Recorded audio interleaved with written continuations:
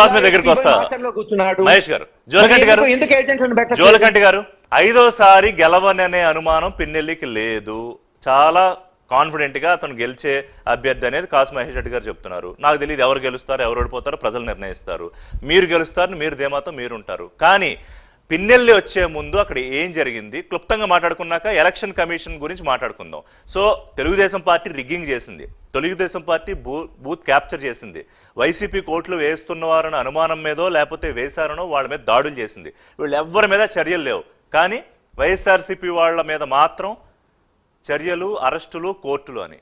అటువంటి పరిస్థితి ఉందా? ఎవరెవరితో కొల్లుడయ్యారు? మీరు కొల్లుడైపోయారా ఈసీతో?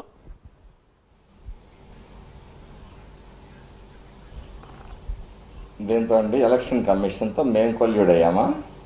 అదే కదా వాళ్ళ ఆరోపణ. ఎలక్షన్ కమిషన్ అనేది ఒక స్వయం ప్రతిపత్తి కలిగిన సంస్థ. మీరు కోర్టుల మీద కూడా నిరాధారంగా కోర్టులు మా జేబుల్లో ఉన్నాయి, చంద్రబాబు గారి జేబుల్లో ఉంది, ఎలక్షన్ కమిషన్ మా జేబుల్లో ఉంది అంటున్నారు. ఇక్కడ ఒక మాట చెప్తానండి, డీజీపీని మార్చారు. డీజీపీకి ఈ ప్యానల్ పంపించింది ఎవరు? చీఫ్ సెక్రటరీ జవహర్ రెడ్డి గారు, అవునా కాదా? మరి ఆ తర్వాత అధికారులను మార్చింది, ఆ ప్యానల్ పంపించింది, లేదా ఐజీల్ ప్యానల్ పంపించింది ఎవరు? మరి జవహర్ రెడ్డి గారు, అవునా కాదా? ముగ్గురు పోలీస్ అధికారులను మారిస్తారు. దానికి కూడా మీ ఆమోదంతో, మీ ప్రభుత్వ జవహర్ రెడ్డి గారు చీఫ్ సెక్రటరీ గారి ఆమోదంతో జరిగిందా కాదా? నిరాధారమైన ఆరోపణలు చేయటం, కులాల మధ్య గురించి మాట్లాడటం అనేది చాలా తప్పండి. ఎన్నికల్లో గెలవలేము అంటే ఆయన సౌమ్యుడు సచ్చీలుడు అని చెప్పేసి మహేష్ రెడ్డి గారు మరి వెనకేసుకొని వస్తున్నారు. మీకు కొన్ని బైట్స్ పంపించాం. ఎన్నికలు జరిగిన తర్వాత ఏం చేస్తాను అనేది 3 సందర్భాల్లో, ఒక సందర్భంలో కాదు 3 సందర్భాల్లో పిన్నెల్లి రామకృష్ణారెడ్డి ఏం మాట్లాడాడో మీకు ఆ బైట్స్ అన్ని కూడా పంపించామండి. ఎన్నికలు అయిపోయిన గంటలో తేలుస్తానన్నాడు, బహిరంగంగా రాండి తన్నుకుందామని మాట్లాడాడు. తర్వాత కౌంటింగ్ అయిన తర్వాత ఒక్కొక్కటి సంగతి తేలుస్తానన్నాడు. రకరకాలుగా 3 ప్రజల వేదిక, చివరికి ఆయన నామినేషన్ వేసే రోజు కూడా అదే విధానంలో మాట్లాడాడు. ఎవరిని రెచ్చగొడుతున్నారు, ఎవరు మాట్లాడాడు? అట్లా పిన్నెల్లి మాట్లాడాడు కాబట్టి అక్కడ మాచర్లలో ఈ వ్యవహారం అంతా జరగడానికి జోలకంటే ఏమన్నా స్కెచ్ చేశారా? ఎవరు వైఎస్ఆర్సీపీ నాయకుల అనుమానం అదే.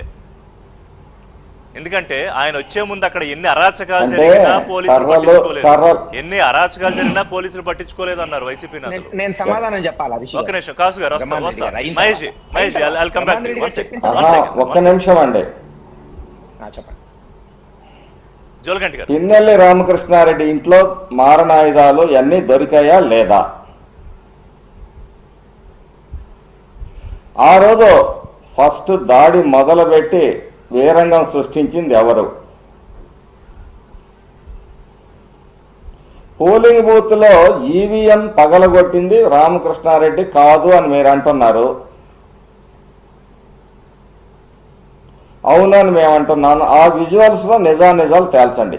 విజువల్స్ ఎక్కడి నుంచి వచ్చాయనేది కాదు ముఖ్యం, జరిగిన సంఘటన నిజమా కాదా అనే దాన్ని వదిలేసి పక్కదారి పట్టించే ప్రయత్నాలు చేస్తా ఉన్నారు.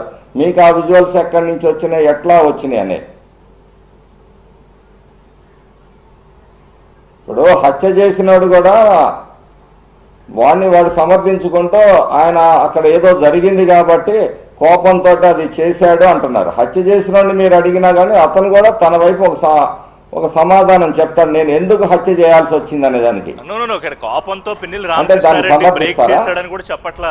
అది ఫ్యాబ్రికేటెడ్ వీడియో ఏమో, మార్పింగ్ వీడియో ఏమో చెప్పారు, ఒక వర్షన్ వచ్చింది అని ఒక వర్షన్ వచ్చింది, లేదా అంతకుముందు తెలుగుదేశం పార్టీ అక్కడ ఏం చేసింది అని ఒక వర్షన్ వచ్చింది. ముందు అది నిజమా కాదని తెలుసుకొని ఆ తర్వాత బయటికి రావాలి మీరు. రైట్. మహేష్ గారు ఒకసారి మన భాను గారితో కాదు, ఒకసారి భాను ప్రకాష్ తోను అలాగే కాదు మిగతా ఇద్దరితో కూడా ఒకసారి వర్షన్ తీసుకుని మళ్ళీ మీ దగ్గరికి వస్తా. వాళ్ళు కూడా మన మాట్లాడుతున్నారు. అవ్వదు ఆ టాపిక్ నుంచి మనం పక్కకు అటు ఇటు కూడా వెళ్ళాం, ఒక లైన్ అటు కూడా వెళ్ళాను నేను. భాను ప్రకాష్ గారు, ఇవాళ